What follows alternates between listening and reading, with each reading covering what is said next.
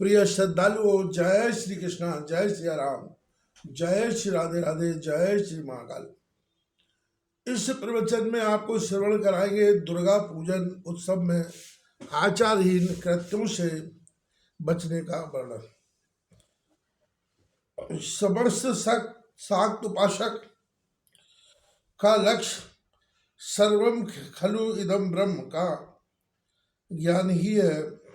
इसी की सिद्धि हेतु दुर्गा पूजा महोत्सव का आयोजन होता है। एनर्जी पावर कहकर वैज्ञानिक भी इसे मानते हैं, किंतु कुछ लोग मताबलंबियों के द्वारा आचारहीन कृत्य किए जाने के कारण शाक्त लोग समाज में बदनाम भी हुए हैं। वस्तुतः यह उनकी अल्पज्ञता एवं अर्थवाद की अनर्थता के कारण हुई है। किस शब्द का क्या अर्थ होता है, इस ज्ञान के अभाव में पड़े बड़े बड़े अनर्थ हुए, अतः इससे बचने के लिए वास्तविक अर्थ समझ लेना अनिवार्य है। जैसे कि देवी बलि से प्रसन्न होती है, लोगों ने इसका अर्थ पशु बलि ही नहीं अपितु नर बलि जैसे पाशविक कृत्य करने का अर्थ ले लिया है, जबकि इस बलि का अर्थ स्वयं देवी जी ने स्पष्ट किया है, जो द्रष्टव्य नहीं अपितु ध्यातव्य भी है। काम क्रोधी पशु हो तो दो पशु तावेत बलिम पर्यतेत, अर्थात काम क्रोध लोभ पशु हैं। मनुष्य जब इन दोनों को सर्वथा नष्ट करता है तब देवी प्रसन्न होती है।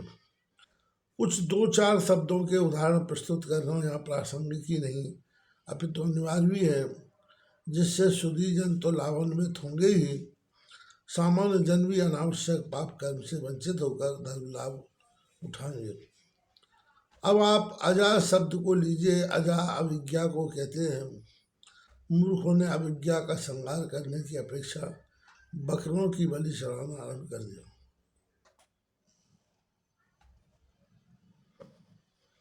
जो महान पाप कृत्य है, इसी प्रकार मध्य मास मत्स्य मैथुन और मुद्रा पांचमकार,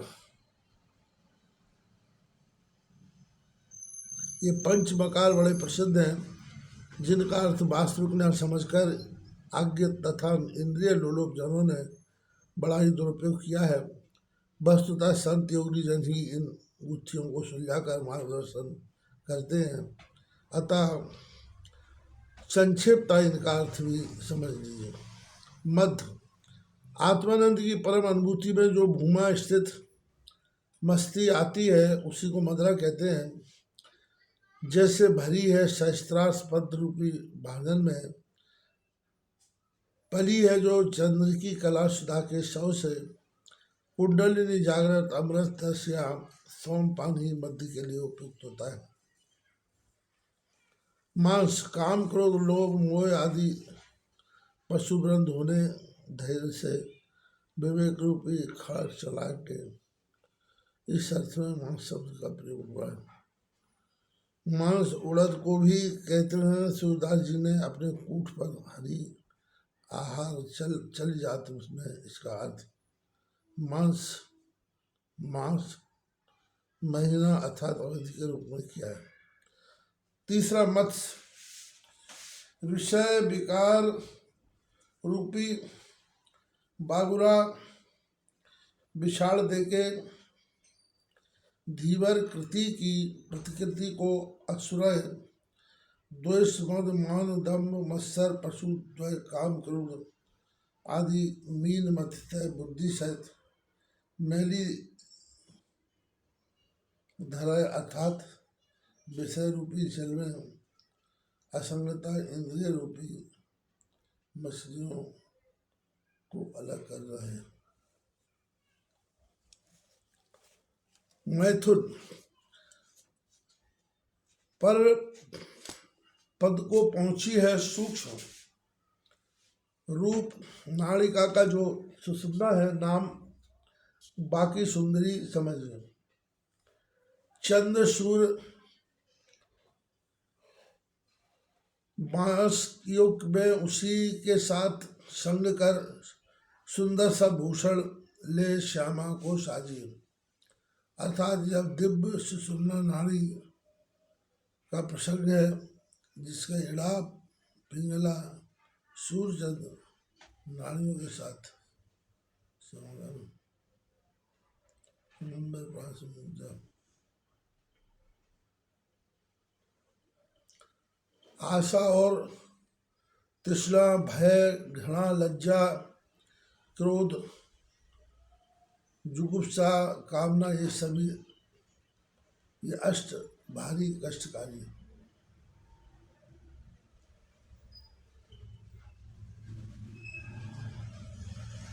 आशा और हिंसा,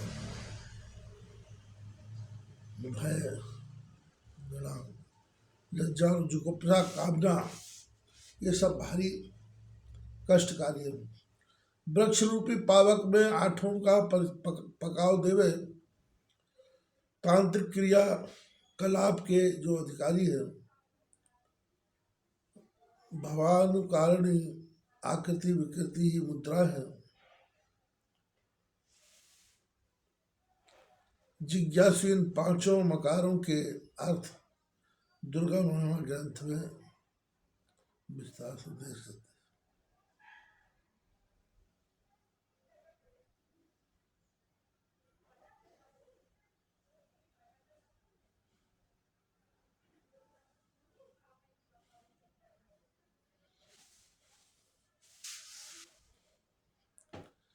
मत्स्य गंगा यमुनयोर्ध्वोर्मध्ये द्वय मत्स्योच्चरण सदा तो मत्स्य भक्षेद यस्तु सा भवे न्यल साधक इड़ा भागीरथी गंगा पिंगला यमुना नदी तयोर मध्य नाड़ी सुषुम्ना बस्ती सरस्वती त्रिवेणी संगी मंत्र राधा क्रमशः इड़ा पिंगला सुषुम्ना का मिलन ही गंगा यमुना सरस्वती के मिलन का तीसरा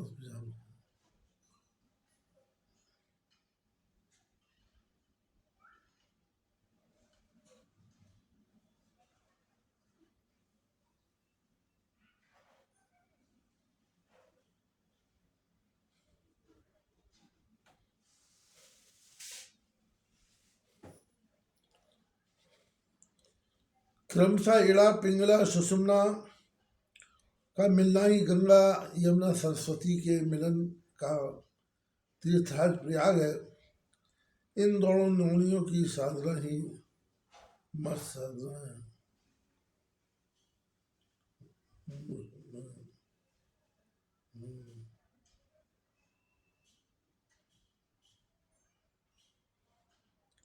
सत्य संगेन भवेन मुक्ति रस संत संगे सुगंधनंदन।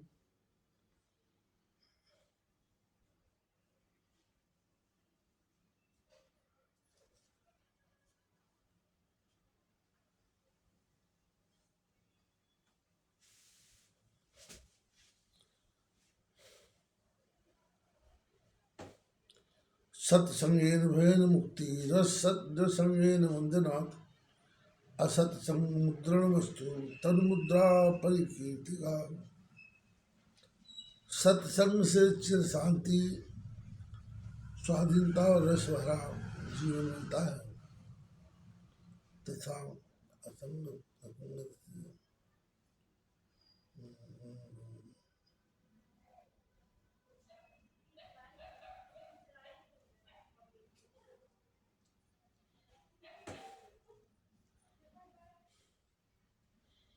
सत्संग से चिर शांति, स्वाधीनता और रस भरा जीवन मिलता है तथा सत्संग से बंधना यानी कुसुम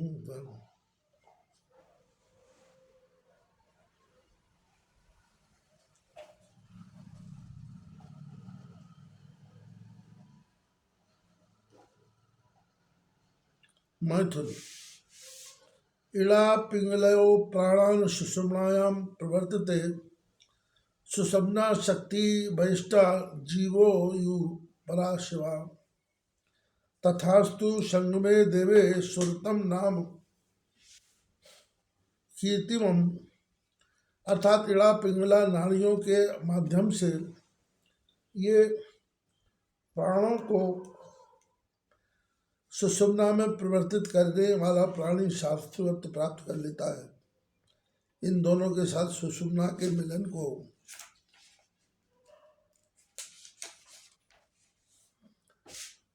देवी ने सुरथ मैथुन कहा है।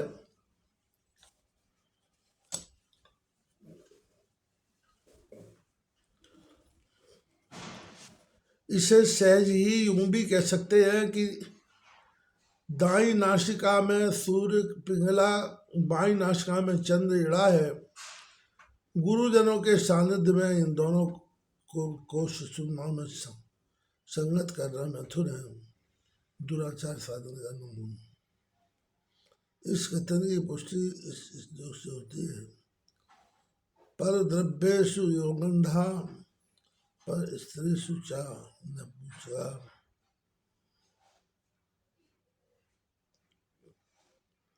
पराप वादे यो भूका सर्वधा अभिजितेन्द्रियम।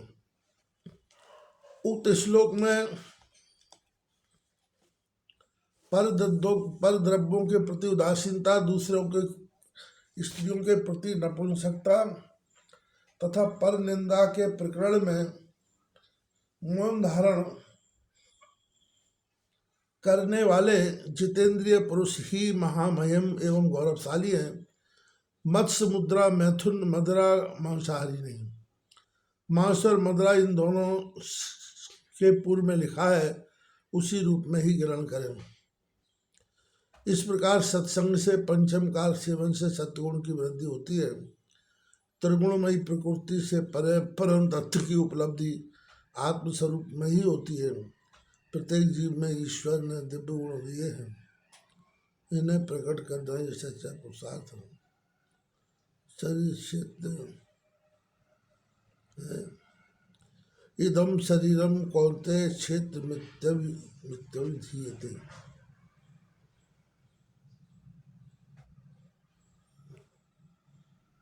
गुण प्रवृत्तियां हैं सत्य, क्षमा, सात्विकी तथा काम, क्रोधादि तामसी। यही कभी धर्मराज दुर्योधन तो कभी रावण, कभी कृष्ण कंस और कभी देवी महिषासुर, चंड मुंडादि कह दिए जाते हैं।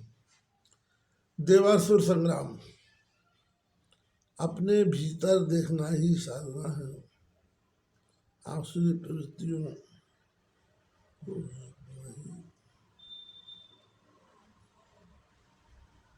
को साथ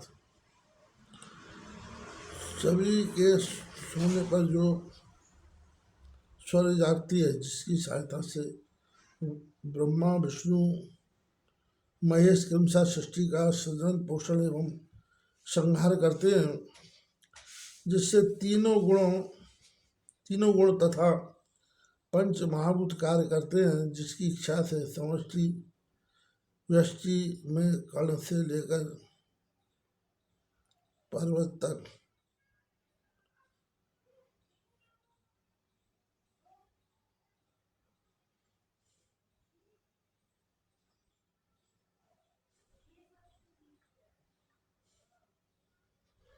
चींटी से ब्रह्मा तक व्यवहार हो रहा है। वही वह दुर्गा विनाशिनी, प्राणी मात्र के कष्ट निवारणी करो।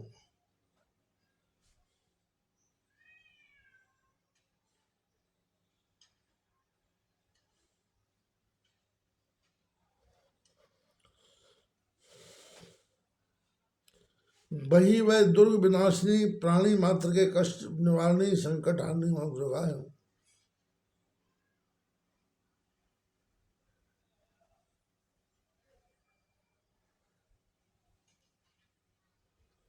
दुर्गा सप्तशती, पारिजात, सौरभ से लेखक आचार्य भगवतानंद सरस्वती,